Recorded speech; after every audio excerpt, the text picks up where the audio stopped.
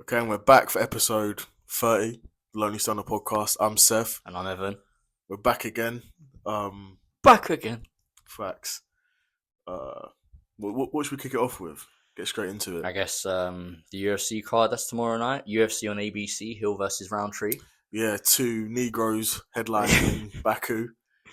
I mean, like, what epitomizes the main event is like that meme we saw the other day, isn't it? You know, if this fight isn't a banger, those Azerbaijan fans, yeah, they're going to get hella racist. Definitely, of course. I'd expect nothing less as well. I'd expect nothing less. That's what I want to see from them. So when you're in that part of the world, Baku, Azerbaijan, like, what can you really expect out of them sort of fans? Especially, isn't that where Fiziev's from?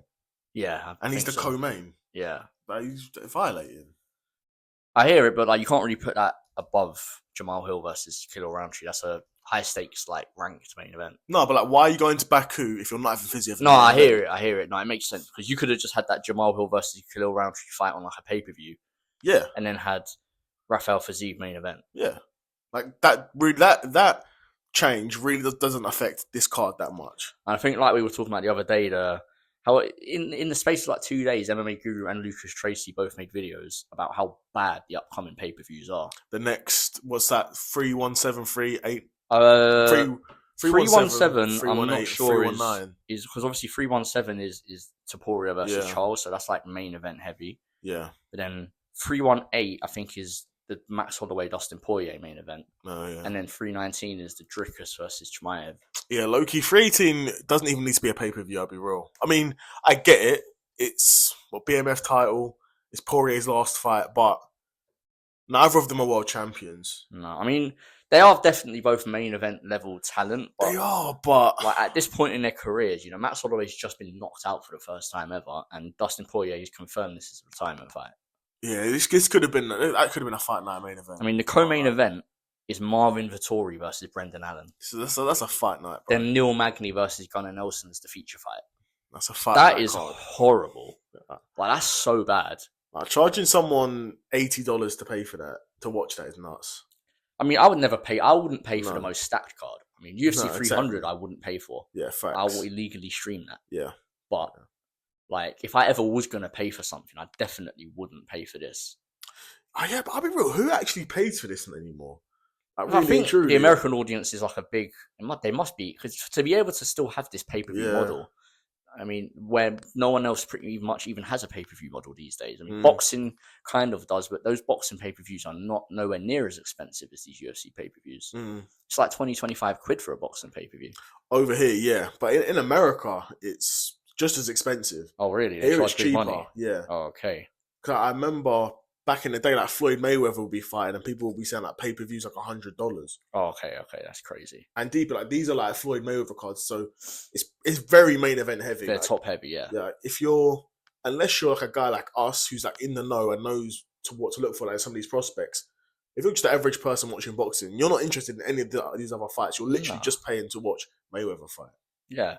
I remember I actually bought a Mayweather fight. I bought Conor versus Mayweather. Is it? Where'd you watch it? I watched it at my pops, my dad's. Oh, okay. Yeah. Yeah, I think I did as well. My brothers, to be fair. Yeah. Yeah, I remember I was looking forward to it, but I knew that Conor had no chance. But the build-up was just funny, and facts. It would have been interesting to see what happens. Yeah, no, all things considered, it was a pretty shit fight. Yeah. Because Floyd was like clearly sort of just carrying him through until he thought it was time to finish it. Yeah. But then press conferences, like, why don't they do them anymore? Yeah, I mean, I feel like in combat sports these days, we don't have true rivalries. I don't think we have. Guys or are too even scared. Not even rivalries, but guys who are unafraid to set a fight.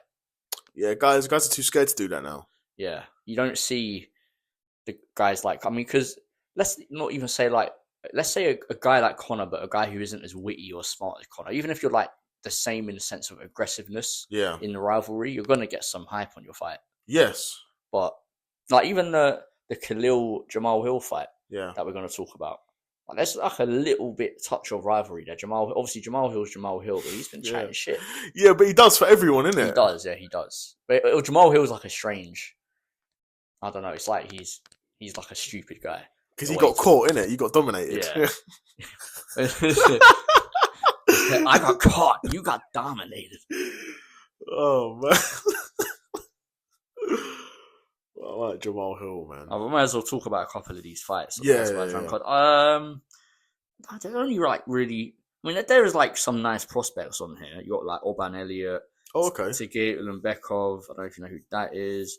Mohamed Naimov, Matek Oralbai, and then Rizvan Kuniev making his debut against Curtis Blades. This is his first fight in the UFC. Yeah, man. He's fighting a top 5 opponent. This fight was he pulled out of this fight. Yeah. On one pay-per-view. I remember I made predictions for it. Okay. And then the fight fell apart. So if I made a prediction, then it must have been quite close. Yeah. But he pulled out of it and he still got the match up again. So I think he was like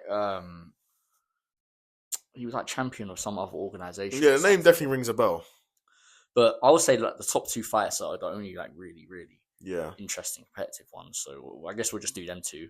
Fiziev versus Bahamondes. Have you seen much of Ignacio Bahamondes? His last fight was like a head kick knockout. I think was his last fight. No, his last fight he submitted Jalen Turner. Oh, okay. That was I heard about that. That was on the Pereira and Kalayev card. Yeah. Before that, beat Manuel Torres, and that was on the TKO. That was on the Mexico card. First Merab O'Malley. Okay, that's probably That's I think I've seen his last 2. But the one before that, he got a head kick knockout, and I think he got a head kick knockout on the Contender Series. You've probably seen that one where he front kicks him. Oh, okay. Just flies back. Okay, that might have been the thing I've seen then. So I've seen that knockout in his last 2 fights as well. Yeah. I like him. He's a big guy. He's very young big. guy, 27 years old. Yeah. Lightweight, 6'3" lightweight. Like being that size is one thing, but you need to know how to use it, and he seems to know how to use it. That being said, Fiziev, like he's got some serious power. Yeah. Like them, if I was holding like them body kicks, I'd be folding like a deck chair, bro. Yeah, the way he kicks, it is crazy. It's like so much aggression and power. Putting 100% of his will into those kicks. And that for that reason alone, I almost fancy Fiziev against anyone in a 3-round fight. Yeah, for me, stylistically, Fiziev is one of my favorite fighters in the UFC because his style is so like aesthetically pleasing. Yeah, the way he throws punches and combinations, but like it's not the most effective. No, as we've seen, he's on a 3-fight losing streak. Obviously, one of those was he like broke his leg off a kick against Matish Gamrot. Oh man, so that's like a bit whatever. Gamrot's a good fighter, but he got injured, and he lost twice to Justin Gaethje. Yeah, so it's kind of hard to judge. Like he's on a 3-fight losing streak, but it's nowhere near as bad as it sounds. Yeah. So a lot of people will be picking Bahamondes purely because he's the up and comer, and Rafael Fiziev is like slightly older on a 3-fight losing streak. But I'm very tempted to pick Rafael Fiziev because, if I'm not mistaken, Bahamondes has been finished before. No, I'm bugging. He's not been finished before, but not been finished in the UFC anyway. Yeah, but he got decisioned by Ludovic Klein, who's like outside the rankings, sort of lightweight. Who did he fought somebody recently, didn't he? Who did he fight? The name rings a bell. Oh yeah, he lost to Gamrot recently. Oh, okay, yeah, that's on that main event. Yeah, I remember that. So yeah,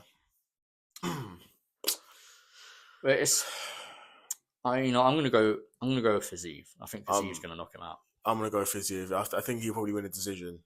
I think it'll be a thing where Fiziev will probably win the first 2 rounds, and then we'll start to tire out. Will come on, because Fiziev does tire out. Yeah, he does. Definitely does. Yeah. I mean, you're going to like the way he's built and the way he fights. Yeah, you're going to. There's no, and that's why I say like that style. I almost favour him not against anybody, but against a lot of guys in a 3-round fight because he can win those first 2 rounds, and even if as long as he doesn't get stopped in that last round, he can win, and he doesn't fall off that badly to a point where like he's in danger of getting stopped. Yeah, exactly. He's not been like brutally knocked out. No. He's not been TKO'd or submitted or anything. No. He lost 2 3-round decisions to Justin Gaethje, and he got an injury. They're both 3 rounds. Yeah, and they were both competitive, close fights. Yeah, they were. So I'm gonna go with Fiziev in this one. I'm going with Fiziev as well. You're saying by stoppage. Yeah. It's probably a bit of bias there because I do really like Fiziev, but yeah, no, so do I. Yeah, but yeah. Move on to the main event then. Jamahal Hill versus Khalil Rountree. I think Jamahal Hill is like so overrated. But you used to rate him though. Did I? Yeah. I don't know. Like I just think like his wins aren't that good. Like you look at it, he beat Glover, Beat Glover for But the title. Glover must have been like in his 40s. Beat Glover for the title. Before that, beat Thiago Santos, Johnny Walker, and Jimmy Crute. Before that, lost to Paul Craig. Yeah, that's not the best run, is it? I mean, his last 2 fights, really bad losses. Getting knocked out against Alex Pereira and then getting TKO'd by Yuri Prochazka. Yeah. Knocked out by Yuri Prochazka. Yeah. Both really bad losses. And the thing is, with Khalil, his performance really depends on how well you style up with him stylistically, how well you match up with him stylistically. Yeah, for sure. Because you've seen guys like Kutalaba bad up Khalil Rountree. Now, Khalil Rountree's like, people say every time he comes up against someone half decent, he loses. Yeah. Which is kind of the case. If I just have a quick peek at his record here, obviously his last fight, he lost to Pereira. And it's mad, he still has scars from that Pereira fight on his face. I've seen his conferences, interviews and that. He has scarring, like that one on his nose. Yeah. It's there, you can see that. Like his face is still scarred up from that fight. He got beat up really badly. But that was October of last year. Yeah. It's quite, It's a while now. Like, we're in June now. But before that, beat Anthony Smith, Yeah. Chris Daukaus, Dustin Jacoby, Carl Roberson, Modestas Bakauskas. And then before that, lost to Marcin Pracino, lost to Kutabala. Yeah, see. He was like a bit of a different fighter then. He was. But I remember when he fought Gokhan Saki as well. Yeah. Bloody hell. Yeah. But yeah, I think somebody's getting finished in this fight. But I think if it goes to decision, then that will mean that Jamahal Hill would have won. Yes, yeah. If it goes 5-round decision, then yeah, because Khalil's not winning a 5 rounds. You say that. If you look at the Pereira fight, he had won. That was a 4th round stoppage, wasn't it? Yeah. People were saying he'd won like the first 3 rounds. Everyone was saying he won the first 2, and then you could argue the 3rd and 4th. Yeah. Me personally, from my memory, I think I thought he won the first, and then the second was like quite competitive. But I thought he lost the 3rd, and obviously the 4th is when he got finished. But yeah. He did well in that fight. I think there's reasons why people are saying that his stock went up a little bit from that fight. Yeah, I think if you can do that to Pereira, then but it's different stylistically because the sort of looks a guy like Pereira's giving you isn't the same as a guy like Khalil, completely different. Jamahal Hill. Yeah, completely different. So like you can't do MMA math on it, but Jamahal Hill looked awful against Yuri though. Yuri was styling on him. I mean, Yuri's good though. Yuri's only lost to Pereira. Yuri's very good, and awkward. I'm gonna go with Khalil though. You're gonna go with Khalil? Yeah. I think I'm gonna go with Khalil as well. I think I'm gonna pick him to finish Jamahal Hill. It really depends. Because I reckon anyone at the top of the division could out wrestle Khalil if they wanted to. Yeah, but we know that Jamahal Hill is not a grappler at all, really. I mean, he won a decision against Glover, so like there has to be some level of grappling there. At the same time, like Glover's an old man, light heavyweight is just utter shit. Yeah, such a bad division. Like I said, when he beat Glover must have been in his 40s. Yeah, easily. So I don't know. The thing is, if I'm Jamahal Hill, I'm thinking I don't want to strike with Khalil. So surely, but you would have thought like if you're fighting Pereira, you think I don't want to strike with Pereira, but he still did. But he got stopped by him. Like he didn't have a chance. I mean, I don't think Khalil's going to do that to him. No. But I don't think Jamahal Hill's going to grapple him. I don't see any grappling exchanges being like maybe some clinch work, but I don't see any takedowns being shot. I don't see any submissions being attempted in this fight. I think stylistically they're both strikers. And if that's the case, then Khalil's the better striker. I think Khalil's got more power. Yeah. I think he's faster. Although, part of the reason why I struggled to give Khalil 5-round fights because he loads up so much in his punches. Yeah. We saw it in the part-time fight. By the 3rd round, he was gassed. And he's basically on autopilot until he got stopped. Right? Like, if people saying, if that was a 3-round fight between Khalil and Poatan, Khalil would have won. Yeah. But they wouldn't have fought the same if it was a 3-round fight. That's the thing, isn't it? That's what you have to consider. Yeah, exactly. But Khalil will fight the same. That's the problem. Yeah. He will. Yeah. I don't think Pereira would have, but no, Khalil probably would have thought pretty much the same. Yeah, but then you have to think: could Jamal Hill take the same shots that Poatan took in those first 2 rounds? I think that kind of goes for both guys though, because they're both coming off pretty nasty losses. For Khalil, it was different. Khalil got exhausted, and it was body shots that dropped him. Yeah, it wasn't like Jamal Hill got knocked out twice. Yeah, Khalil didn't really get knocked out. He got stopped, but like beat the fuck up. Yeah. Which, to be fair, we've seen guys plenty of times in MMA, they don't recover from them sort of beatings as well. You don't even necessarily need to get knocked out. You can just take a beating and you mentally can't recover from that. So there is that to consider as well. But surely, like Khalil has more tools in the striking. I think he has more like finishing potential, more danger to him as well. Jamal Hill's even it's mad because even though he's a striker, he's not that good of a striker. No, I mean, like I went over his wins. He knocked out Johnny Walker brutally, but who hasn't knocked out Johnny Walker? Who's fought Johnny Walker? He beat Jimmy Crute, who I'm not sure is even ranked, and obviously Glover Teixeira, who was into his 40s. Yeah. So, and he fought Pereira and got brutally knocked out, and then he fought Erie and got brutally stopped. Yeah. Got mollywopped. It's really, I don't think this fight's going to decision. I mean, Jamal Hill's only decision was against Glover, and then Khalil's out here stopping dudes. Split decision against Austin Jacoby, which he probably should have lost. But other than that, like his wins are all finishes. So I really don't see this one going to a decision. And if it ends up going to a decision, it's going to be a horrible fight. The last couple of rounds are going to be really, really sloppy and really bad. Yeah, definitely. I don't think either of these guys really have the conditioning or gas tank to fight to a high level for all 5 rounds. But then, I think so. Were you saying it's an early stoppage, like first 2 rounds? I think first 3 rounds. Okay, it would have to be. Yeah, really, because I don't see either of them. Maybe Khalil, because Khalil's still going to throw and he's going to load up a lot. So even when he's gassed, there's still a chance he could stop him. I don't think either of these guys are like technical masters, like looking for certain openings and like making reads like that. I think they sort of both just fight their own fights.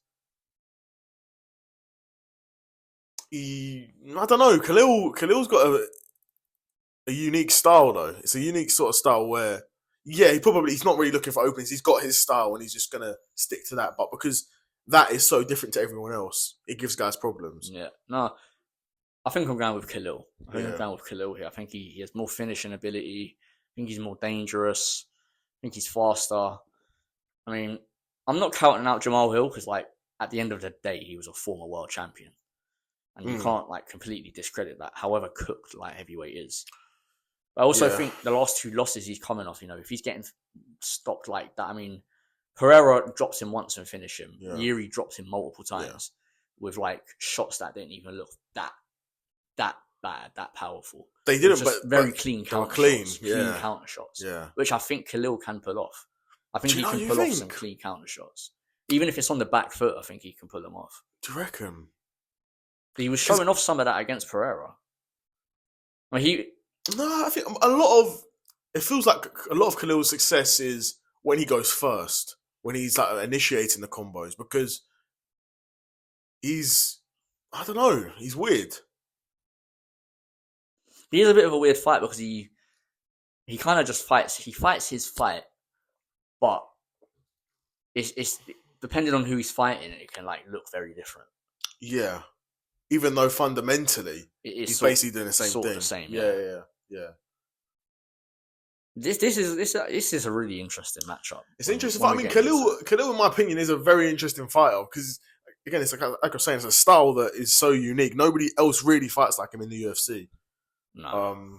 Really. I mean, Fiziev is probably like a technically better version, but they're both Muay Thai fighters. Really. Yeah, obviously he's in so much of a lower weight class as well. Yeah. You would expect him to be that much more technical, but yeah, they're both Muay Thai fighters. To be fair, this is a much more interesting matchup than I first gave it credit for.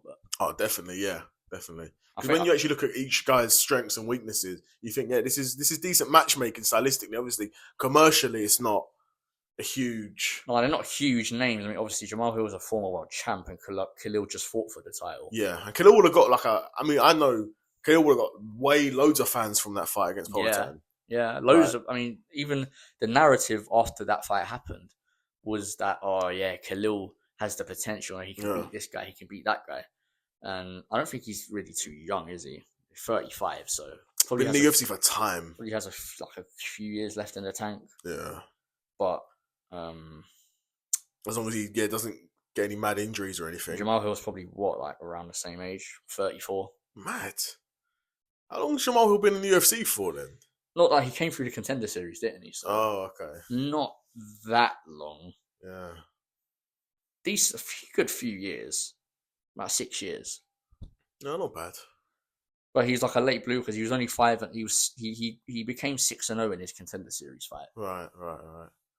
One of them guys. And I remember he lost to Paul Craig. He was undefeated. He lost to Paul Craig. Yeah, Paul Craig's the lineal light heavyweight champion. Man's beaten multiple world champions. Yeah. That's so crazy to me. Well, he's the lineal world champion, G. He technical submitted Jamahal Hill because he broke his arm. And he submitted, that Ankalaev win weirds me out so much. Why is Ankalaev tapping with 1 second left? I mean, you would have heard the clap for 10 seconds, right? But heat in a moment, yeah. That's weird to me. That's strange. Because even if I felt like I'm about literally like a second to go out, even if I thought I'm going to go out in a second, I would still just firm it.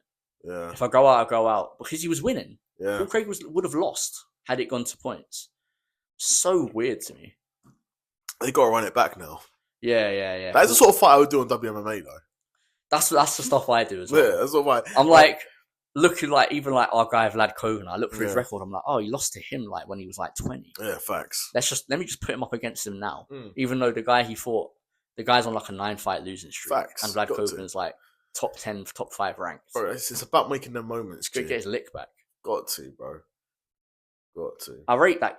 That's why I rate that game though, because a guy like Vlad Kogan, it's real in MMA. Guys will lose fights early in their career. Yeah. It's not like boxing where you just get ultimate cherry picked matchmaking until you're ready to fight top level guys. Yeah. I mean, in MMA you can lose to anyone. Yeah. Really, you can lose to anyone. You can, and that not be the end of your career or anything. Even a guy like Aspinall got submitted very early in his career, but it really does not matter. Yeah. Because I feel like with boxing, your talent can be seen very early on. But with MMA, somebody can overnight just lock in. Like Charles Oliveira, prime example. He was a journeyman fighter, and he just locked in and became one of the best pound for pound fighters, lightweight champion. He's going to become lightweight champion again, isn't it? So that's for another vid still. We're waking up nearer the time. Yeah, I mean, that's what, is that next weekend? Is that next weekend? I believe so, June 28th. Is it? Yeah. That's come around quick. Yeah, UFC 317. That's come around mad quick then. I mean, to be fair, if when would this release? Because we've made predictions for tomorrow night's card. I'll try and drop this tonight then, for tonight. Yeah, I was going to say we could just do that card on this one, but if we're going to do one next week before 317, then we can save that for next week's pod. And that'll be a bit closer in as well, so. Yeah. So there's not a lot of fights on this card. No. That can't be right. Wikipedia is saying there's 1 early prelim fight and 2 prelim fights. And 4 main card fighters. That it? And this is in what, a week and a bit? There's normally at least 2 early prelims. June 28th. Let me go on the actual UFC.com. Yeah. Maybe Wikipedia's bugging. 1, 2, 3, 4, 1. 2 early prelim fights, 2 prelim fights, and 4 main card fights. Damn, there's only like 4 prelim fights. And That's mad. The UFC have been lacking badly with their matchmaking recently. Mad. Really badly. How are you a week and a bit out from a fight and you have 8 fights? That's literally the bare minimum. I don't even think, are you even, how are you going to have 2 early prelim fights. Isn't that about normal though? 2 early prelims, like 4 prelims. Then I thought there was usually like 4 early prelims, like 4 or 5 prelims, and then like 5 main fight cards. Main card fights. Like if I look at what was the one just past UFC 316. Yeah. If I pull up this card.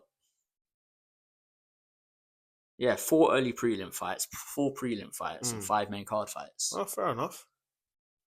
So, yeah, they're bugging then. Unless they're randomly going to add 4 fights to on a week on fight week, on a week and a half notice. Yeah, and we've got like really barely any fights on that card. We might as well do that one now. If there's we might as well. There's like we'll be talking about it for 10 minutes. Yeah, we might as well. I mean, it has a few fights worth talking about to be completely fair. But we'll pull up the fight card. Yeah, the UFC 317 as well then. Let's see. You know about Brandon Royval, Joshua Van? Yep, obviously that's one where... Joshua Van just fought as well. Yeah, but he's taking that fight on like short notice, isn't it? Yeah. Because who was he supposed to be fighting, Royval? Moreno, I think. Oh. No, I might be bugging actually. I thought it was someone else, but whoever. Who was it? Wasn't Manel Cap, was it? Yeah, it was Manel Cap. Manel Cap, and he pulled out. Now Manel Cap, low-key, one of my favourite flyweights though. No, he's jokes. He's cold. And he's been getting his last fight, the fight before that. He'd been getting in his bag, innit, like styling on things. Yeah. Who was that against? It was I can't remember. Oh, I can never remember these flyweights' names. Facts, no, neither can no one else. But Joshua Van, was he like the flyweight Max Holloway, innit? Yeah, for real. But obviously, fighting the number 1 contender is a big step up. Because where's Van ranked? He's not even in the top 10, is he? Or is he I think he's 11. Yeah, like if he's and Royval's probably like 1 or 2. I think he's literally 1. So yeah, but if I was Royval, I would be a bit pissed. Like the flyweight champions fighting Kai Kara France, but you're the number 1 contender. But it's weird because Royval's lost to Pantoja twice. That's the thing. So you can't keep reloading that fight. It's hard because he's like so obviously the second best fighter in the division. Yeah, you can't just keep reloading it. But Royval, like if he keeps winning, sort of no choice. I don't really see the problem. Yeah, sort of no choice. Like he lost to Pantoja, 3-fight losing streak. Lost to Pantoja, 2-fight losing streak. Now he's coming into this one. Yeah, against the top level guys as well. Tatsuro Taira, Brandon Moreno. He's wishy-washy after that, but yeah, because even before Pantoja was champion, wasn't it like Moreno and Figueiredo were hot potato in the championship? Yeah, because they fought I think 3 times. That's mad. Like near enough all back to back. Yeah. So, I mean, I like Joshua Van a lot. He's so young. He's 23. Mad. 23 years old. He got so. I do think he's going to lose. Yeah, I think he's lined up to lose. Yeah, that's a big difference in experience. He's stepping up to fight. Like he's younger than us. Like come on, man. Like, and he's on a fat win streak though, and the way he's been winning his fights has been quite cold. On a 4-fight win streak. Well, I've got Royval. Royval's so skilled. He's so skilled. Striking, grappling. At this point, like in his career, he's seen near enough everything there is to see. I don't think a 23-year-old, unless he stops him, but a flyweight. I feel like when a guy he's 32 years old, he has 9 years on Van. Yeah. But he's still young. Yeah. 32 is not old for MMA. No. So when you got a guy like that who's so like high level, but also still quite young like that, I don't see him losing. I don't see him losing to Van, to be honest. I don't see him getting finished. I don't see him getting outworked and losing a decision. Yeah. If anything, I'll probably see him finishing Van. Yeah. But obviously, it's a 3-round fight, so anything can happen. That's true. Anything can happen in a 3-round fight. You know, you could get one round that scored really badly, go to the wrong guy. But me personally, I probably got Brandon Royval by a decision here. Yeah, I'm gonna go with that as well. I think he's going to be probably more dominant in the grappling. The striking might be quite competitive, to be fair. And if Van wins, if Van finishes him, then he's like flyweight phenom, like 23 years old, beating a guy like Royval. No, very true, very true. I mean, Yeah, but I'm going with Royval. I think he's too experienced, too skilled. Yeah. I think he has advantages, too many advantages in the grappling. Yeah, I agree. Yeah, after that, we got your boy, though. Who's that? Renato Moicano versus Beneil Dariush. Oh, yeah, that fight's finally happening. It's hard. I almost want to pick Dariush. So crazy, it's a heart versus brain situation. Yeah. My heart tells me pick Moicano. Yeah. My brain says pick Dariush. Yeah, because they both are grapplers. Yeah. At the heart, the heart of their style is grappling. So then you think, could it be like a Colby v Usman situation where like their wrestling cancels out each other? We just see like a low level kickboxing match. Potentially, but thing is, Beneil is way more of a wrestler than Moicano is. Like Moicano is like more of a submission artist. Yeah, he's not really a wrestler. Yeah, I mean, obviously the way he grappled Benoit was very impressive, but I don't think he's doing that to Beneil. No. But if he could, that's very impressive though. To be fair, I forget about that performance because Benoit, he dominated him, put a beating on guy like BSD. Beneil, he's been finishing his last 2 fights and he hasn't fought since December 2023. But who are those losses to? Charles Oliveira and Armor Sarukian. That's what I'm saying. Like, they're both in the top 3. They're both the top of the right at the top of the division. Moicano is like nowhere near as good as those guys. No, nowhere near. And before that, he's beaten Gamrot, Tony Ferguson, Carlos Diego Ferreira, and before that, like unranked guys. Yeah, I mean, beating Gamrot. I mean, by the time he was fighting Tony Ferguson, he would have been absolutely cooked. But beating Gamrot, was submitted by Michael Chiesa. Lad, that was back in the day, though. That's MMA for you, though, isn't it? Back in the day where he was actually a prospect. Yeah, big ass guy. Fighting at 155 is wild. Even big for 170, but I guess you can't keep moving up that much. No, Beneil is good though. Yeah. Moicano, I think they're about the same age, to be honest. Is it? Beneil's 36. Moicano has to be around there as well. 36. Yeah, that's jokes. So, like, age-wise, it's the same. Yeah, I really do want to pick Moicano because that's the man, but... Facts. Like, I can't let how pathetic he looked against Islam I can't let that control the pick because it's just a different beast. It is, and it was such short notice as well. Literally like a day's notice. We all know Moicano never had a chance against Islam. Like, you could give him a full training camp. Islam wins that fight every time. Yeah, you can give him a full training camp and bring in Islam on 5 days' notice, and Islam it'll be the same fight. Yeah. Because they're just levels. But the thing is, like you're saying, like, you can't let that influence. Well, you can let it influence because it happened, didn't it? But it happened. But at the same time, like, what real bearing does that performance have on his fight against Beneil Dariush? It's true. And then I'm forgetting about the performance against BSD, which if Moicano got brutally knocked out, then yeah, you could definitely take that into account. Yeah. But the way he didn't really take any damage, Moicano. No, he kind of just got taken down and submitted very quickly. Yeah. Didn't really take any sort of physical damage at all. And I'm assuming the reason he hasn't fought yet since then is probably got quite a fat payday. Yeah. And he hasn't felt the need to really stay as active. Yeah, facts. But he's back. Yeah. Because was that not Islam's last fight as well? Did Islam fight after that? I think that was his last fight. Yeah, that was his last fight. It was supposed to be Arman, didn't it? Yeah. That was his last fight. Yeah. So, nah, man, fuck it. I'm going Moicano, man. I think Beneil's going to initiate grappling. I think he'll probably get a couple of takedowns, and I think Moicano's going to find a submission. I think he'll find a submission off his back.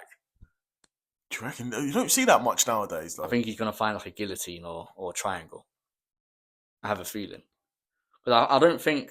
I think striking-wise, it's going to be a bit sloppy and it's going to be... It's a 3-round fight, isn't it? Yeah.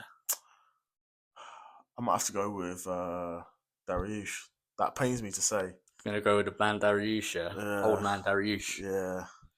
It wouldn't surprise me if he wins because he's very skilled. He is, and like I said, his only losses are literally to the two guys at the top of the division. Top guys, yeah, top guys. These are his only recent losses. And he hasn't fought in ages as well. That's true. That is true, though. And Moicano's been fighting a lot. Yeah, he's been active. Up until like this. Was on a nice winning streak against like good fighters as well. Yeah. Jalen Turner, Benoit Saint-Denis. Yeah. He put beatings on those guys, but neither of those guys are as good on the ground as Dariush. No, nowhere near.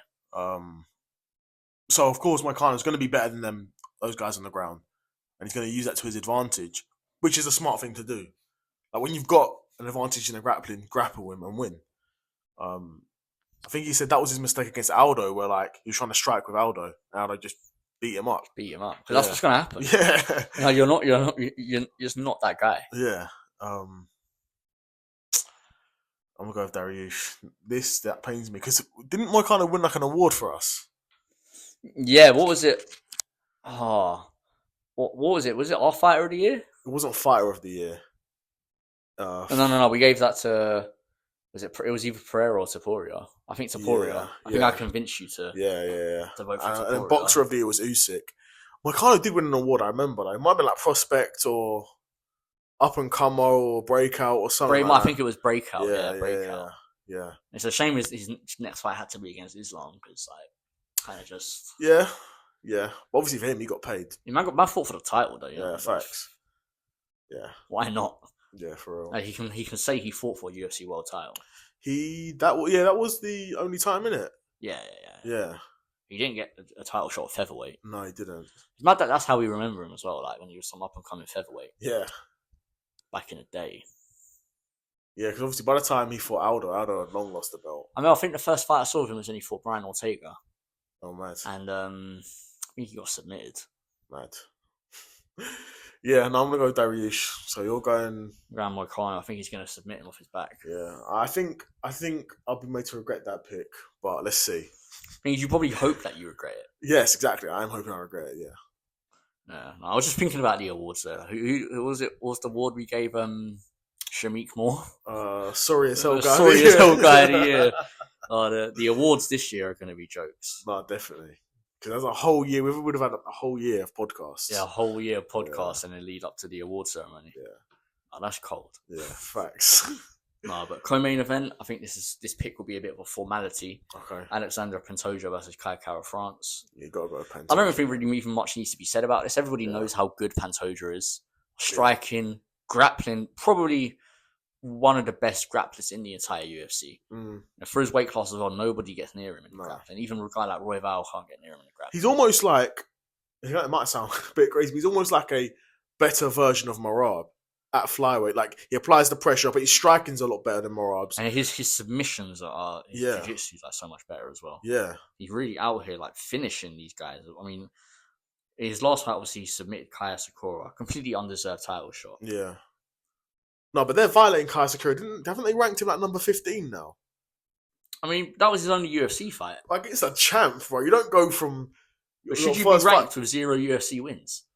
If you only fight Joshua Van had to go on a 4-fight win streak to get in. Yeah, but not against the champ. That shouldn't matter to me. It does matter. You should be ranked like. Of course, it matters. It has to matter. Who you lose so to then matters. The rankings are just like complete bullshit. Then. Well, they have been for years. Yeah, but like they have bearing on matchups and stuff that happens. Yeah. Like there's flyweights, there's unranked flyweights that are like 1-0, 2-0, and they're not ranked. And then you have Kaya Sakura, who's never had a UFC win, and he's ranked. But his only fight was against the champion. But whose decision? Like that's basically the UFC saying, "Oh, he's ranked because we want him to be ranked." There's no real reason why he's ranked. They wanted him to fight for the title, but just because. Yeah. And then now he's ranked just because. Yeah. Because he lost to the champion. Yeah, but why is man even fighting the champion? Yeah, but that's a different topic though. It's the same thing, really. No, what we're talking whether he about, won or lost, he would even been champion or would have been ranked. Yes, but he shouldn't be ranked 15. He should be higher ranked than 15. He shouldn't even be ranked if you're asking me. No, he's got to be. Man. A man was only on a 2-fight win streak in Rising. Yeah, he wasn't streaking or nothing, but it was desperate times, isn't it? Yeah, low key. UFC, yeah, flyweight. Yeah, we need some fresh blood. But Pantoja's beat everyone. So I would need Van to win. Yeah. I don't think he will, but... They need Pantoja to move up. He'd lose, but you need him to move up. He would lose. He would lose, yeah. Nobody's beating Marab. No. I don't even think... If he moves up to featherweight, he'd probably lose to 1 or 2 guys there. I don't think he'd beat Volk. That's an interesting one. I don't know. I don't think he'd beat Volk. I don't think he can do to Volk what he's in, like... Maybe that's just complete like cope. I don't know, because Merab's striking is almost like Khabib's, where like it's not good. It's purely his grappling that makes his striking to the level it is. Yeah, like striking is not very good, but no. it's somewhat effective because of the fear of the takedown. Exactly. But I think if Volk can have competitive 5-round fights with Islam Makhachev, I don't think Merab is just doing to Volk what he does to everybody else, and Merab will be moving up as well. That's true, but Merab and Islam don't fight that similar. No, but in terms of like the level of grappling, like, but so also to be fair, the commitment to it, the way it is different. It makes you're right. It's still because it's not even about Merab's like how technically good of a grappler he is. It's just more about the effort he's putting in. He's just constantly going. Yeah. Whereas a guy like Islam, he's not constantly. He has more faith in his striking. Yeah. He's trying to time his takedowns more rather than just constantly shoot. Yeah. It's very different. No, you're right. It's very different. Considering no one at bantamweight's really giving him trouble. I guess, to be fair, Umar, I don't know. Umar said he got injured in that fight. Yeah, Umar said he got injured and also he gassed out. Yeah. He started to gas out. Yeah. Like, if let's say, for argument's sake, that like Umar just had unlimited gas tank. Yeah. And if he did break his hand, let's say he didn't break his hand, he would have had a very good chance to win. Yeah. Because I think they're saying Umar broke his hand in the third round. Because I think he won the first two and that's rounds. That's when it really started to go into Merab's way. So I guess, but if you're in a fight, you break your hand and you're gassing out, then against a guy like Merab, you've got no chance. Loki, we need to see that rematch. Yeah. But like Umar, he only had one ranked win going into it. So like he needs a couple wins. Yeah, he does. Unless bantamweight is really going to be that dead where you're probably going to have Merab fight Corey. Yeah. And then maybe if Umar has a win or two by the time stuff happens and he can get a rematch. But the thing is that even though the matchmaking's a bit mad, the talent of the guys there is mad high. Yeah, very, very high, especially at bantamweight. Yeah. You have guys like Song Yadong, who's like very good, but I don't even think he's in the top 5, or he might be number 5. Yeah. So, but you need like a guy like Henry Cejudo, fight or retire, bro. Yeah. Don't just be hogging up. 0-3, innit? I mean, this is what MMA Guru said. We have all of these ranked fighters. Yeah. This vast amount, eight weight classes, 15 ranked fighters plus champions. Yeah. But on pay-per-views, we're getting like 4 ranked fighters on the whole pay-per-view. Yeah, it's true. I mean, the reason is like we have guys just hogging ranking spots. Like a guy like Colby Covington has been ranked for years and he's not won for years. Yeah. Hogging up ranking. You could have guys outside the rankings who are way more active, be ranked, and then you'd have more ranked guys on pay-per-views. Would something I've wondered, would you like extend the ranking? So like WMA is up to like 25. Would you do that? I wouldn't, because outside of the rankings, you only have like a handful of guys who you think could be ranked. So if you're going to the top 25, like 20 to 25 would, like, for some weight classes, would just be bums. Okay, so would you go to 20 then? No, I wouldn't even. I think 15 is a good number. Okay. I even wish on WMMA that it was top 15. I kind of like you said though, I think for most of my weight divisions, from like 20 to 25, they're bums. And like 20 and like, under, especially like middleweight and up, that would be really bad. Yeah. Like, obviously, I think like welterweight, lightweight, and like maybe featherweight. Bantamweight, not as much as those other 3. Yeah. Those, like, you would have some like known decent guys in that range, but you'd still have like, it would be like up and comers or veterans. Yeah. Taking up those spots. Yeah. It wouldn't be like necessarily like a proper ranking system outside the top 15, but like we said before, the rankings are completely fucked anyway. Yeah. You have a guy like, credit to Usman for winning, but before he won, he was still top 5, and he hadn't had a win since 2021. It's mad. So we either need to like completely just say like the ranking system is arbitrary and doesn't matter anymore, which hasn't really for a while. But like I've said before, it does have big bearings on matchups and fights that get made, because you have guys in the top 5 saying, "Oh, I'm not going to fight anyone outside the top 5." But that's the main problem, though. Yeah. If you had guys in the top 5 that are willing to fight each other, which it feels like that almost never happens now, because you're seeing guys ranked 3, 4, 5 get title shots. Yeah. So once you're there, you're like, why am I going to fight someone else in the top 5? That's why the rankings matter, because really, it should only be the guy ranked number 1 or 2 getting a title shot. No, really. That's right. I mean, they rely a lot on like the narratives and stuff like that to be giving these guys title shots. Which is where, like in boxing, I'll say they have got it more right because they'll have fights that are specifically labelled as title eliminators. Yeah. And then you'll have a fight that will be like consensus. Okay, if you win this fight, you are the number one contender. You'll get made mandatory challenger for this belt. It's more solid. With MMA, they kind of just do what they want. UFC kind of just do what they want. They give who they feel like they want to give title shots. Yeah. I mean, it made no sense for Umar to get a title shot, really. I mean, no. Like, if someone told you, oh yeah, someone's just beat Corey Sandhagen, you think they deserve a title shot? Theoretically, you're like, well, yeah, coming off a Corey win sounds about right. And then when you're like, oh, that's his only ranked win. Yeah. It's like what are we doing here? Because after that win, where was Umar ranked? Was he ranked number 3? I think top 3, yeah. Top 5, definitely. That's what I'm saying. Once you get there, you know. But then you have a guy like O'Malley probably hogged the number 1 spot for years and never fight anyone. Yeah. You just won't fight anyone now. Yeah. So that's like the real problem. We need to be way more punishing for inactivity. Yeah. Like for me, injuries, fair enough. Like you can't really do much about injuries. Yeah. Like, I wouldn't take away someone's ranking spot because they're injured. But if someone's just like, yeah, I'm not going to fight that guy. I'm not going to fight that guy. Well, cool, I'm dropping you like 4 or 5 ranking spots then. Yeah. You need to fight. It's hard. I don't know, because it almost does depend on where they're ranked. If they're ranked number 1 and they're like injured for a long time, they can't stay number 1 while the guys around them are fighting as well. Yeah. If the guys around them aren't fighting, which kind of is what happens, well, like say you're ranked number 1, you get injured, well, 2, 3, 4, and 5 are going to wait for a title shot anyway.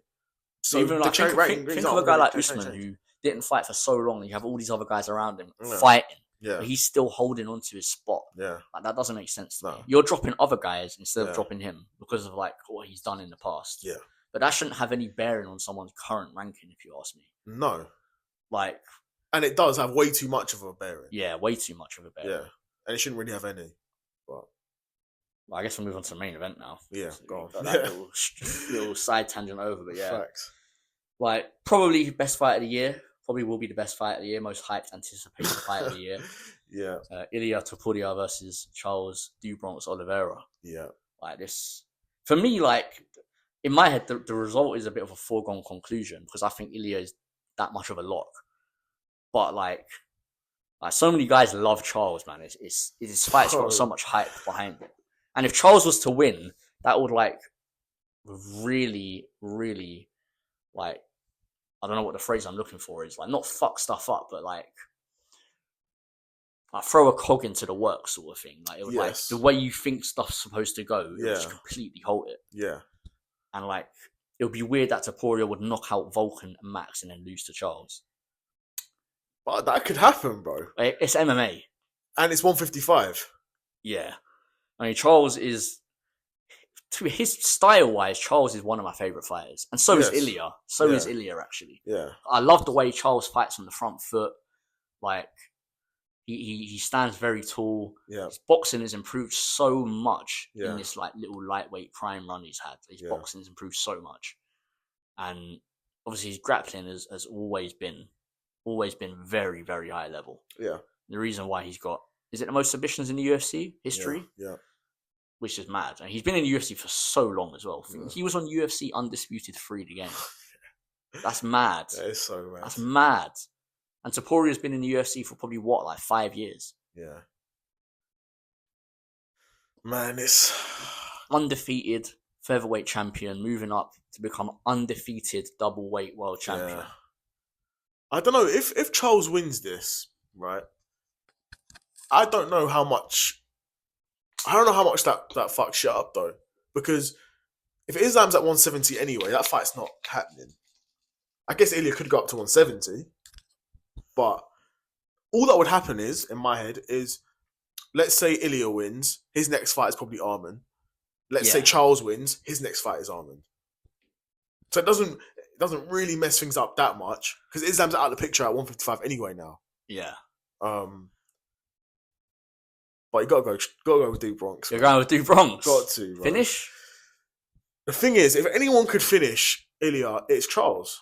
Yeah. The thing is, I can actually see it. Like, and I know we all say Ilia's a grappler, but it's Charles Duke Bronx, bro. The most submissions in UFC history, bro. You can't. That stands for something, G. He's one of the most elite grapplers there is. But like, I think people are forgetting that Ilia Topuria is a grappler originally. He developed this boxing style while in the UFC. Yeah, but before he joined the UFC, he had one knockout TKO victory. After he joined the UFC, he got 5. He has 5 just in the UFC alone. Yeah, people forget, man. Like, his original style is that of a grappler. He won his first 7 or 8 pro fights by submission. Yeah, like he's like one of these, like he took like Spanish citizenship, right? But he's a Georgian originally. And he's got a grappling base originally. Yeah. Obviously, that's not to say that Charles can't submit him, because Charles can submit anyone, no matter how good of a grappler you are. But I think like people are just sort of assuming that this is striker versus grappler, which on the surface it is. But when you actually look at Topuria's resume and his past, like, you realize he's originally is a grappler. And then you look at Charles' style as well. Charles strikes. Charles is he bangs. That's what he does, bro. He's not a wrestler. No, Charles. He's like drops you, grabs a submission, or clinch, scramble, submission sort of thing. Like, neither of these guys. Topuria is more of a wrestler than Charles is. Yes, more of a wrestler. Yeah. I think this, like, if Charles wins, I think it's going to be like 3rd or 4th round.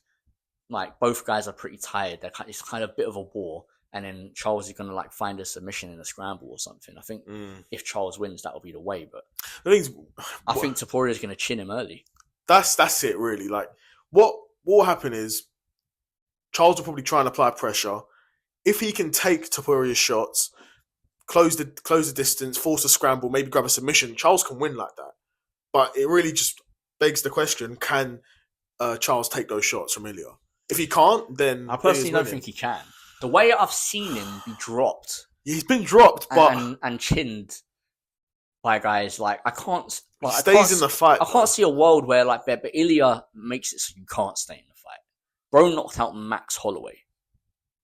He did, but it's. I don't think Max Holloway had ever even been dropped before that fight. Probably not. I'm pretty sure no, because he did get dropped against Gaethje, but they didn't count it as a knockdown because it was like a flash knockdown. Oh, okay. He actually, I personally thought it was a knockdown, but they never counted it. Right. But before that fight, he had never been knocked down. And then Topuria knocked him out, which is crazy to me. I think that win is, I think like people thinking that Max Holloway's washed is like so crazy to me because he's so good.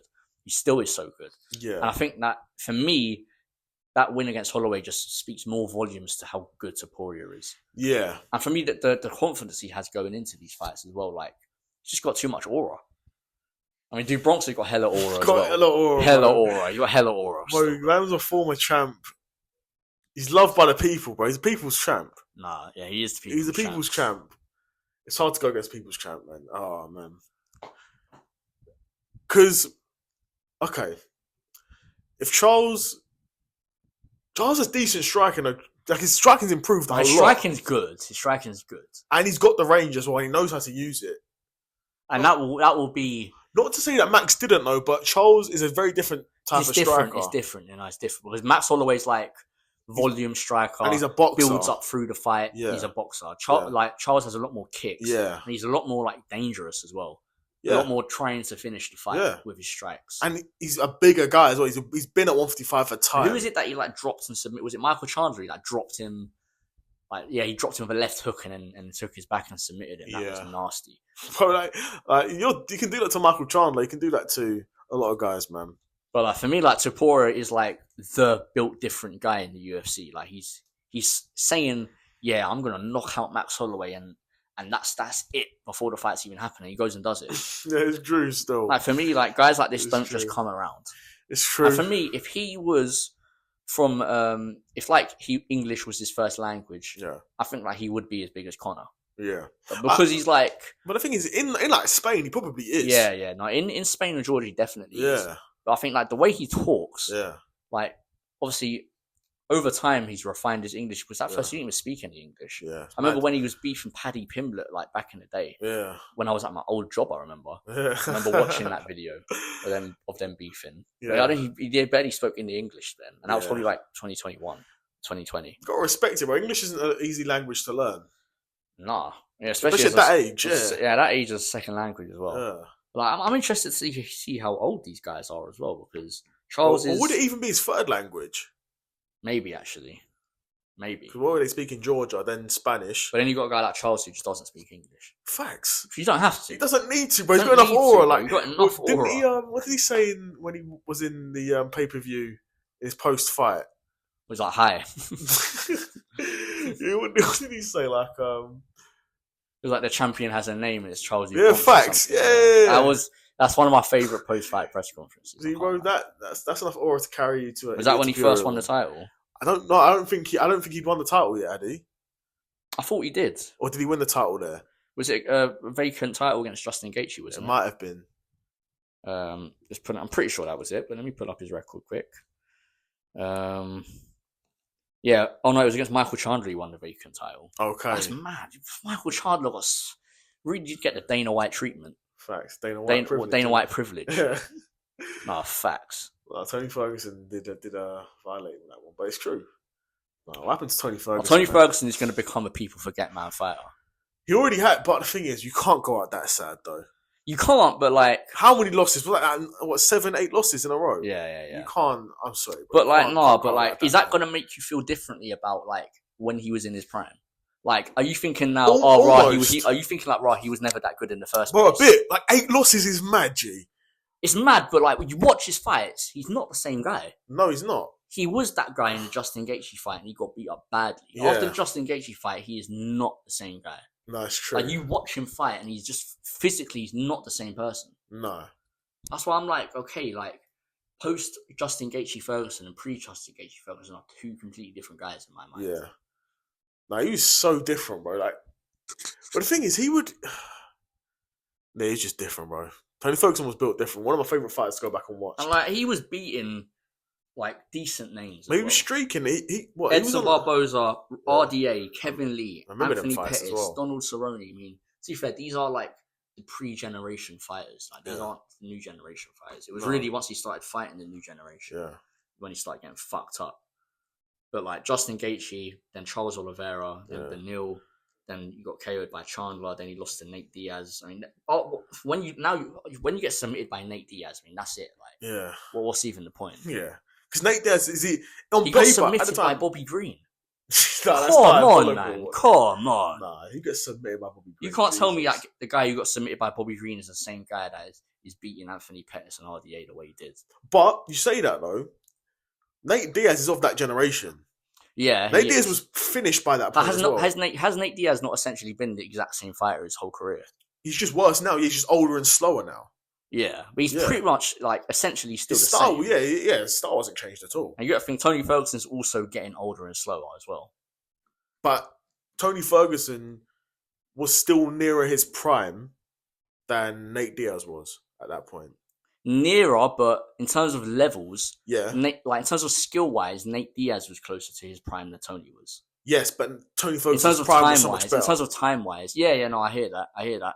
But the drop off was like Nate Diaz prime, and the Nate Diaz that fought Tony Ferguson. The levels are not that different. No, but between prime Tony Ferguson and Tony Ferguson that fought Nate Diaz is huge difference. It is, but like that's almost like the worrying part. Like, it shouldn't be. Like that's Tony only a few fights after Tony Ferguson didn't only lose physical attributes; he lost skills, which is mad. That shouldn't really happen, innit? Because I guess that is the reason why I might hear you out in terms of like looking back on it. He was never that good in the first place because the guy shouldn't lose skills. Like the physical, I can accept, innit? Like that happens. Your chin gets worse. You get slower, weaker. But to get technically worse, the only person who I can think of that happened to is Deontay Wilder. Like the longer he went, Deontay Wilder was almost like a Tony Ferguson. For me, I look at the way he beat RDA, and that's like basically a prime RDA. As well. It wasn't that long after he lost the title. That was his first fight after he lost the title. I'm pretty sure. Yeah, so it's like near enough his prime RDA, and he like styled on him. Yeah, badly styled on him for 5 rounds. Yeah, like that fighter, that Tony Ferguson and Tony Ferguson that fought Nate Diaz. Like they're just not skill wise. They're not the same. Like they're so much worse. Yeah, that's true. Yeah, that is true. Like, I don't believe that his skill wise, him versus RDA is the same as him versus Nate Diaz. Like skill, like it's not just the physical that's fallen off.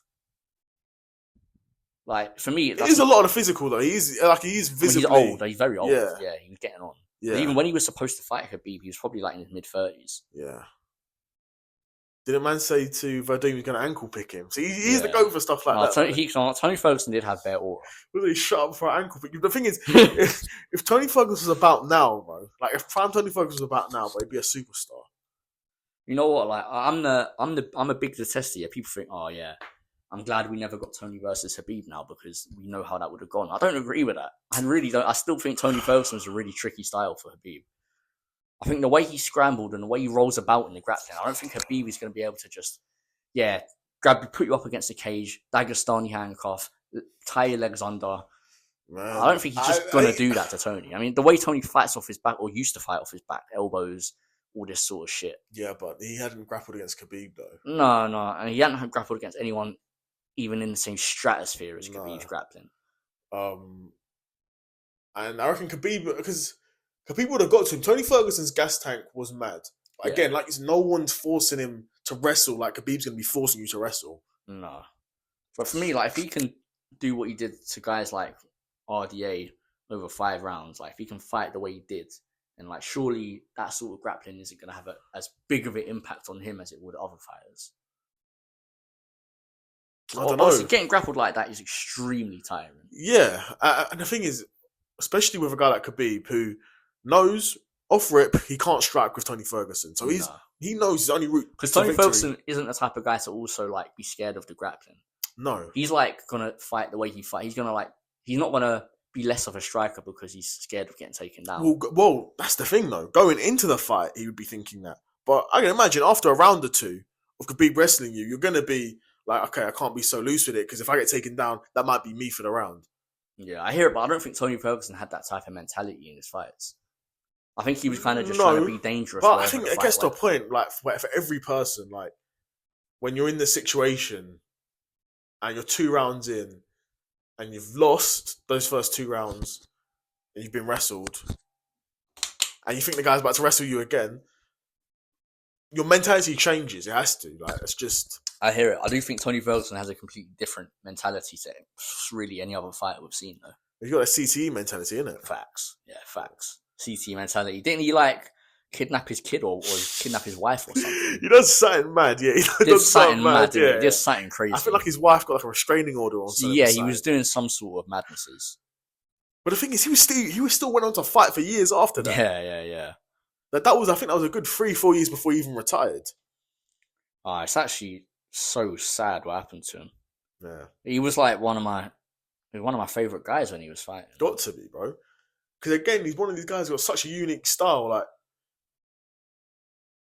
when he beat RDA the way he did, I was like, wow. Yeah. Now, you got to think, like, this time in MMA as well is very different. Yeah. We don't have, like, the Justin Gaethjes, the Charles Oliveras, like the Islam Makhachevs. We don't have... obviously, they're there, but, like, they're not what they are. Yeah. So, like, the RDAs and the Tony Fergusons and the Eddie Alvarezes, these are the best guys at lightweight at this time. And he's doing this, and he's doing this to those guys. He's styling on them like that. That's facts. So, like, a lot of people will forget the narratives at the time. Yes. Like, at the time, Tony Ferguson was, like, pound for pound, one of the better fighters in the UFC as well. Yeah. What was 7-8 fight win streak? More than that. It was like 11. Yeah. That does not happen in the UFC. Yeah. 12 fight win streak. That's nice. And he never got a title shot. That doesn't happen in the UFC, G. People don't get 12 fight win streaks. Beat multiple world champions. Yeah. Bare finishes as well. Yeah. Mad. Finish Cerrone, finish Pettis, finish Kevin Lee, finish Lando Venata, who's an unranked bomb. Yeah. Finish Edson Barboza. But didn't Venata like drop him though? Yeah, he did. Yeah, but Ferguson had that in him though. Like he could get dropped by a guy like Venata. Yeah, that's because I feel like Tony Ferguson, like he's one of those fighters that he's fighting the way he fights against everyone. He's not changing much of his style depending on who he's fighting. We did throw sand at Justin Gaethje though. Yeah, that was cold. And man, didn't he like that leg sweep as well? That's mad, but that's only the sort of shit that Tony Ferguson would do. No one else is doing. It's like if any one loss is going to completely change your career, that type of loss is it. Yes. The way he lost to Justin Gaethje. Yeah. Like, if there's ever a reason why somebody would be on a 12-fight win streak and then go on an 8-fight losing streak, that's the reason. Yeah. Getting beaten up that badly. It's true. Yeah. I mean, if he'd have just got knocked out in the first round, then he might have gone on to win, lose. Maybe. He got like beat up really, really badly for 5 rounds. No, he did. He got. I mean, the ref stepped in with like a minute and a half left in the fight or something. And he got beat up badly the whole fight as well. Yeah. So that's sad, man. The downfall of Tony Ferguson. Facts. You got to make a side quest about that. You know. He hasn't fought in 2025. He can come out of retirement. He's unbeaten in 2025. You can't forget that. Yeah. And he was going to fight in the GFL, but GFLs went busted. They busted before they even had anything. Facts. No, have I not made a video about the GFL, bro? That's mad. No, when Tony Ferguson was bringing in David Goggins, though, that's when I knew, like, he's never getting another win. He's not getting another win. Yeah. And I actually picked him to beat Paddy Pimblett as well. That's mad. Which is fucking crazy, but... Yeah. I just saw Paddy Pimblett fight and it was like, this guy technically is as bad as Tony Ferguson. Yeah. So, like... In terms of striking as well. So, like, Tony Ferguson... Like, it was more like, if Tony Ferguson can win, then I'm just going to pick him. Yeah. Even though, like, he not necessarily... Like, he might not, but... Yeah, no, I hear it. Now we know that Paddy is, like, he's quite good, but... Yes, yeah. He's raised to the level each time he's fought. But, so what, you're going with Ilia? Yeah, I think Ilia's going to chin him in the first couple of rounds. I think Ilia's going to pressure... Well, they're both pressure fighters, so they're really going to be meeting in the middle. That's what I'm saying. It really depends on if Charles can take those shots. I don't think nobody can. Nobody seems to can. I know he can't take those shots. That's Charles, man. His like chin is there for the taking. He doesn't move his head. He doesn't at all. But he needs to kick, bro. No one. Okay, nobody he's fought has really been a kicker. Yeah, but like for him, he can't really like pressure Topuria like that and also kick because he'll get chinned. Topuria will find shots over kicks easily. Yeah. Unless it's going to be mostly front kicks that he's throwing. That's mostly what he throws, though. But it is, yeah, it is. And that's what suits his style. But don't you think Topuria can use his footwork to like work around those? It's not going to be easy for Charles. If he's Charles is going to have to be high level striking. I think Ilia's, a lot of time like, in feints. Ilia's footwork and accuracy is like so much better that I don't see him not finding those shots early on. Bro, Charles needs to bring me into his camp, bro. For me, like if Ilia finds the shots, he's gonna knock him out. I don't see Charles holding many big shots. I'm hoping if someone can force a scramble, even then, when you're exiting a scramble, Charles is going to be exiting the scramble, chin up. It's going to be peak. Exactly. I'm almost talking myself into Ilia now, but nah. You've been consistent with the conversations we've had over the last few weeks. You've been consistent with wanting to pick Charles. Yeah, it's gonna be hard for Charles because we're gonna have to see stuff from Charles that we haven't really seen before in terms of like the nuances in striking. His defense is gonna have to be so much better than we've ever seen it be. And that's the thing. I can't expect a guy who's this age, this point, this far into his career, all of a sudden become some defensive master. Yeah. But that being said, for Charles Oliveira, his best defense is offense. Yeah, exactly. That's exactly it for Charles. In terms of the striking as well. So if he can set stuff up, if he can feint, if he can apply pressure, body kicks and teeps to the body, and then front kicks to the head, he can push Ilia back, and then if Ilia's forced to scramble, forced to shoot for a takedown, once you're on the ground, it's going to sound silly and simple, but he needs to use his advantages to his advantage. Exactly, that's what you have to do. His reach, his height. Yeah. He needs to use that. He needs to find a way to not allow Ilia to be in his space, in boxing range. Yeah. Because that's what, I mean, Ilia doesn't really throw any kicks at all. No. He's purely a boxer on the feet. And if Charles is throwing a lot of kicks, then that might force Ilia to shoot for a takedown. Once you're on the ground, bro, Charles could do anything. He has been out-wrestled, though. Guys like Islam, Arman. Islam, Islam submitted him, bro. That's probably one of the most impressive wins. I've said it before. One of the most impressive wins in UFC history, though. Yeah. Islam submitting Charles. Like, the way Charles was going into that fight, the sort of streak he was on and how he was perceived as well. A lot of people picked Charles for that fight. Yeah. They're like, nah, Islam can't grapple him the way he's been grappling these other people, and he just does.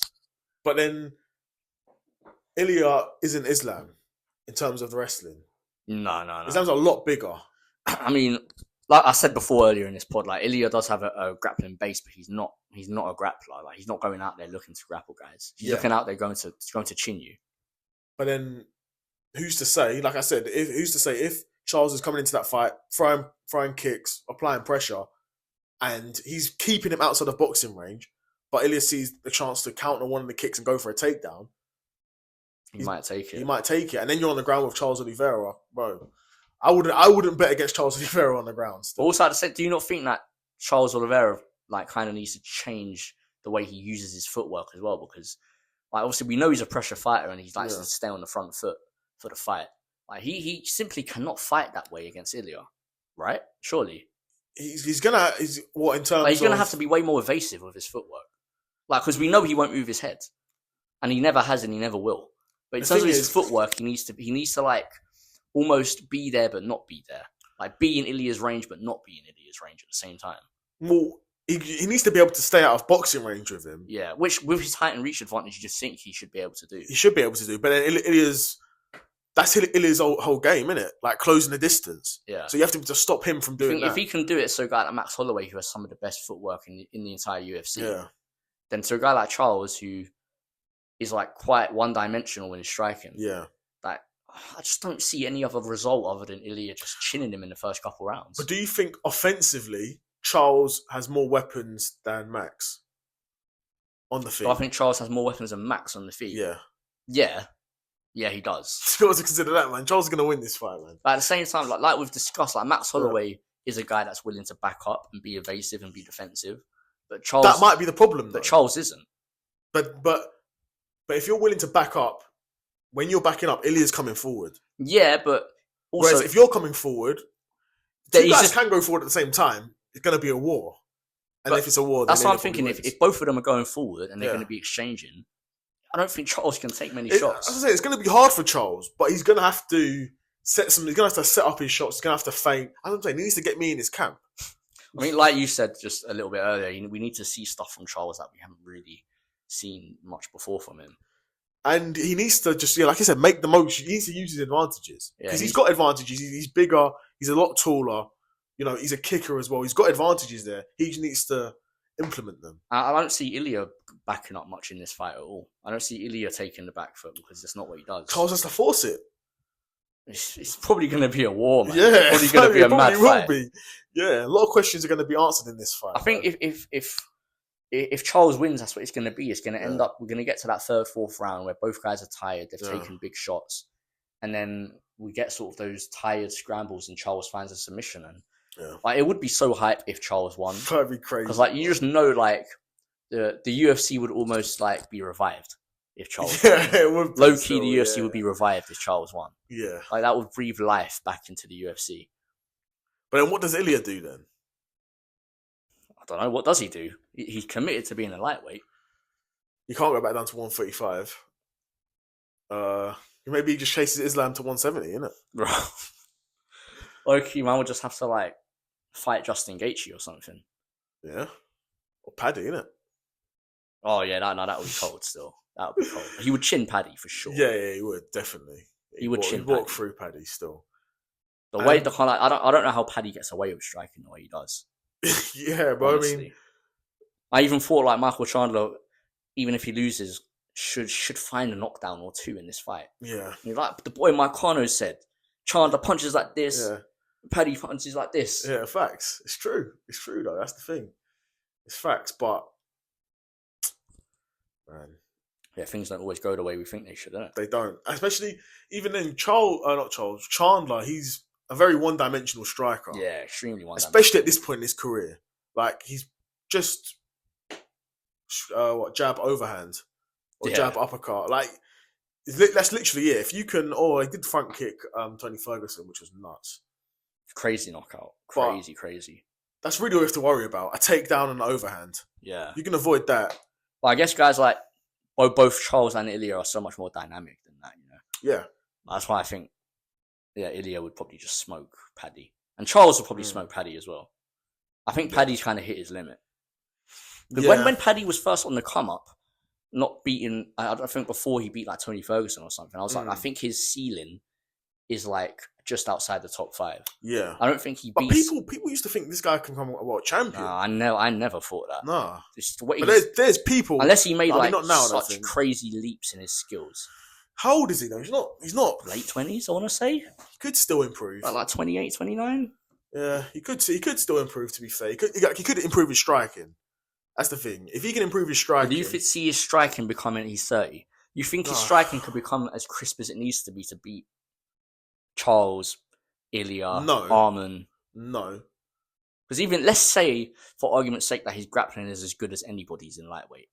Let's say his grappling is on the level of like Charles Oliveira, Arman. Let's say, for example. Yeah.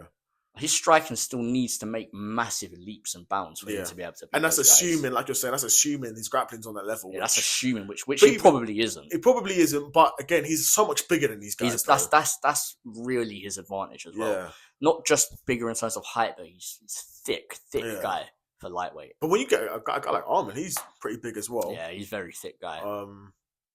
Justin Gaethje's a bit more slender. It really just depends on the matchmaking. But yeah, his limit probably is around top 5, in and around top 5. Depending on matchups, he could work his way into a top 5. So when he beat Chandra, I said, okay, for me, this fight proved that he can hang in the top 10. But the next fight is where I think he'll lose.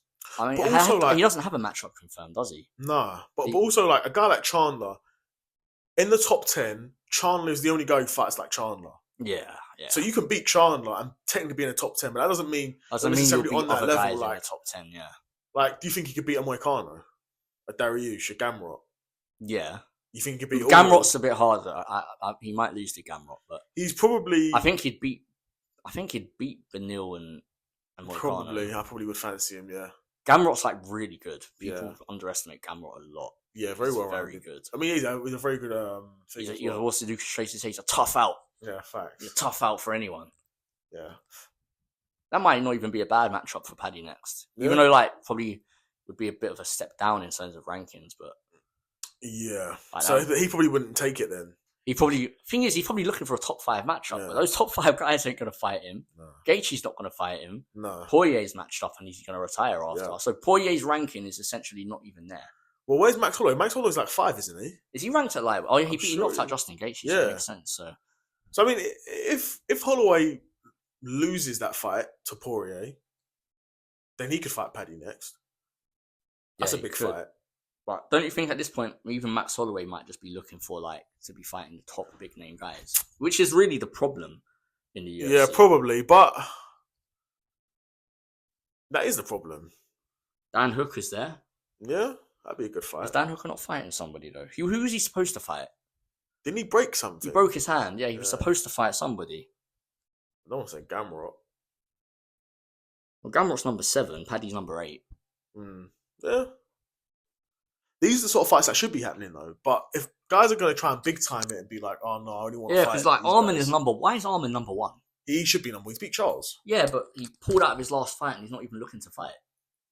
I don't know if he's looking to fight still. He's not looking very serious on the internet still. On socials, he's looking like. In my opinion, if he was looking to fight, he'd have a match booked. But also though, he's number 1 ranked, and Dana said Arman's not getting the next title shot. So how does that even make sense? That's what I'm saying. Oh, but if I'm Arman, I'm not taking anything other than the next. I'm literally number 1 ranked, and I've beat Charles. But in my opinion, like he shouldn't get a next title. You can't pull out of a title fight 1 day's notice and then expect to just get a title fight. But if there's no one else that's number 1 ranked, I mean, they could give Justin Gaethje they probably will. Shot. That's probably what they'll do. If Max Holloway wins, they could give him a title shot. But how you can't violate Arman like that, bro. Of course you can. Just because you can. What? Pulled out of a title fight on 1 day's notice. It happens, bro. It's a sport at the end of the day. Like, this happens. This happens. As long as he's willing to fight. Thing is, he could have had another fight by now, though. Yeah, he could have. But if I'm Arman, I'm not taking another fight. I'm ranked number 1. My last fight was for the world title. I didn't fight for the world title. So next time I want to fight, it's going to be for the world title. It's not like he's ranked number 4 saying, oh, I want a title shot. And it's 3 men ahead of him. He's number 1. Yeah, but when like guys that he's beaten are going on and winning fights while he's just sitting out and then they're getting titles, like there's a reason why Ilia's fighting Charles and not Arman. That's true. Like, why didn't they just book Ilia versus Arman? I mean, that should be next. But this is the fight that should be on this card. It probably should be, yeah. But I'm never going to be sad that Charles is fighting. I'm always going to be happy. No, of course not. You always would love to see him fight. Yeah. What was his last fight? Was against Chandler, innit? Yeah. On the John Jones card. Yeah. Yeah. Arman's the guy, man. Arman probably should be again, but Arman's the only guy that I could see beating Ilia though. If it's not Charles, if Charles doesn't beat him at lightweight, yeah, I think because in my opinion, Arman's the best wrestler at lightweight. He's better than Islam. Yeah, Gaethje's not beating Ilia. Obviously, Ilia already beat Holloway. Poirier's retiring. Then you're going to like Hooker, Gamrot, Pimlet. Yeah, guys that he definitely would beat. Yeah, Arman is like really the best shot, but for me, like when I think about Arman as champ, I'm just like I don't know, really. but...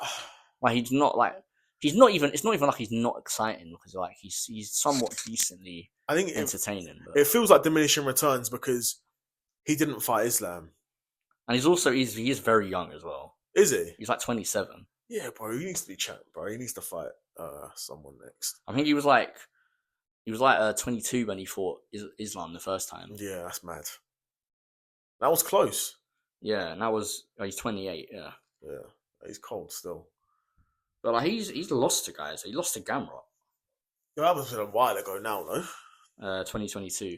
Damn. So he must have. Has he been active these past few years? He's on a 4-fight win streak since then. Yeah. But he fought once in 2024. Twice in Charles. That's what I'm saying, bro. He beat Du Bronx in. He fought once in 2024, and he's not. And he beat like the number one guy. He's not booked to fight in 2025, so he could potentially be going 2 years without fighting. And he should walk into a title shot. If your last win is Charles, yeah. Nah, nobody should be sitting out for 2 years. No, they shouldn't. No, they shouldn't. Like, but obviously, he shouldn't have pulled out 1 day's notice, but he did. Like, it happens. But I get that that's not his fault, but at the same time, he could have done something about it in the meantime. He could have had another fight, but he would want a title fight. If I'm Arman, and I'm thinking, okay, I might have pulled out, but I want a title shot next, and I see them book Ilia versus Charles, I'm like, oh, they don't care about me. I'm looking to fight again. I'm looking to get another fight. Yeah. But they clearly, because if I'm Arman, I'm thinking, I'm beating everyone else. Yeah. Because I think Arman would beat everyone else. So I would have looked for, why not look for another fight? And make it almost a guarantee that you'll get a title shot. Yeah. Because it's not a guarantee right now. It is. No, it's not a guarantee. They could definitely give Gaethje a title shot next. Yeah, they shouldn't though. No, they shouldn't. But they might. At the same time, can a man sit out for 2 years and get a title shot? Even if he's on a 4-fight win streak and just beat Charles Oliveira. Well, I say just beat, but I mean that was in April 2024. Over a year ago. So what? He should be first priority though. Let's say like whoever wins out of Charles and Ilia, they fight at the end of the year again. Okay. Right?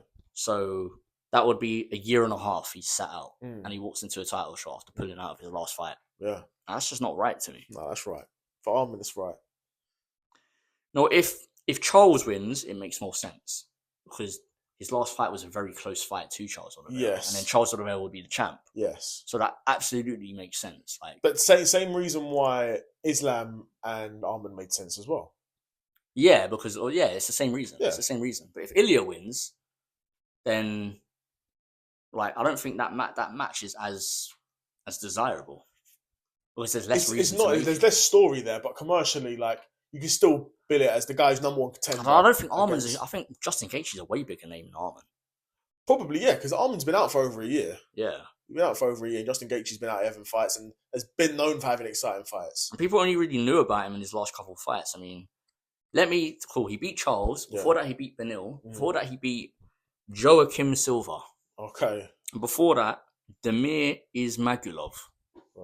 Big names, bro. Big ranked names. But it's Charles Oliveira, bro. No one... I mean, guys do beat Charles Oliveira, but, that's a crazy win to have on your record. I mean, he's beaten, known UFC names, Olivier Aubin-Mercier, Matt Favola, Joel Alvarez. Jesus. But, these aren't wins that are going to be he beat that guy. Yeah, we need to give him a title shot. No, for me, it's not oh, cool.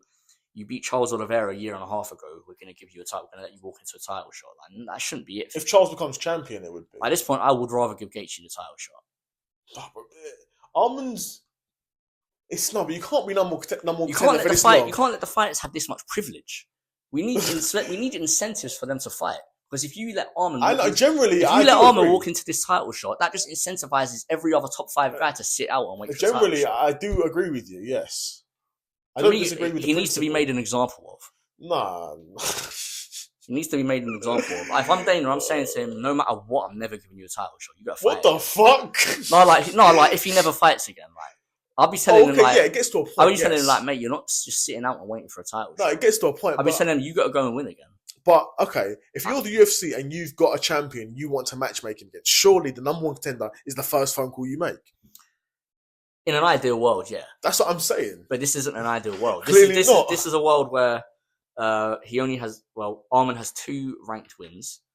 Obviously, one of them, like, is such a good win that, like, your argument is that should just purely carry him into the title shot. Yes. But, like, I don't agree because it's not like he finished him. It was a split decision. If you're on WMMA and you're looking to book your champion, who are you looking at first? Generally, there's no like storyline. The thing is, because the rankings on WMMA make more sense than they do in the UFC.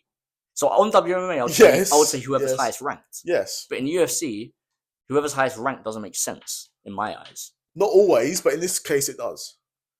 No, in this case, it doesn't. No, it does. Arman should get the If Charles wins, fair enough, because then Charles' last loss would be a split decision to Arman, and Arman's last fight would be a split win over Charles. Yeah. So it makes sense to run that back. Yeah. And even if, like you said, same reason why you would want to make Arman versus Islam. Yeah. But for me, it's situational here for me. Yeah. It's that, okay, you're accepting a title shot after 2 years of not fighting, or a year and a half of not having a fight. And your only impressive win is against Charles Oliveira, which was not even dominant. I don't think it's expecting, like... No, he's expecting. But it's like the UFC... Okay, like you said... He literally said that they offered him a fight, and basically it was just too lower ranked, so he didn't want to fight. It was a Gamrot rematch. Yeah. They offered him a Gamrot rematch, and he said no. If he'd have gone and beat Gamrot, got his lick back, won in the meantime, absolutely he should walk into a title shot, because... He was meant to fight before. Okay, but let's say you're ranked number 1, and you beat a guy who's ranked number 8, number 7. Yeah, that doesn't improve your ranking. You're still ranked number 1. No, but it. Are you saying he shouldn't be ranked number 1? Is that what you're saying? Yeah, that's what I'm saying. But how can you not be ranked number 1 once you've beat Charles Oliveira? Well, I guess for me, I rate activity way more than the UFC do. For me, I rate someone who's, like, for example, Arman and Charles, they fought, and Arman won. But then Charles went and beat Michael Chandler in the meantime. Even if Michael Chandler, he probably was like 6 at the time, or maybe top 5. I can't remember exactly. Yeah. But for me, like, that's more valuable to me. Especially cool. If Arman had finished Charles, I'd agree with you 100%, because that's just way too much hype to not have him going, like... It was a close split decision. That's not that impressive. No, I hear it. And a 3-round fight as well. Yeah, it's true. I mean, for me, cool. You beat Charles Oliveira in a close split decision 3-round fight. So that allows you to chill for a year and a half. It's not chilling though. Like, it's not chilling. Like, he got injured or whatever happened, and he wants to fight again. I'm assuming for the world title. But yeah, like, he could have already fought by now. He could have. Yes, he could have fought again by now. Yeah, he could have. And then my whole argument as to why he shouldn't get a title shot will be just not even there. No, I hear it. I do hear it. But Charles for the win. But I'm probably have to cut in a minute though. It's been like an entire UFC based. Yeah, facts. An hour and a half in. In our bag though. Just UFC Azerbaijan and UFC 317. Nice, isn't it? Yeah. Oh, got company. There we go. Yeah. We'll wrap it up there. Another episode in the bag. Episode 30. That's it, man. Peace. Cool.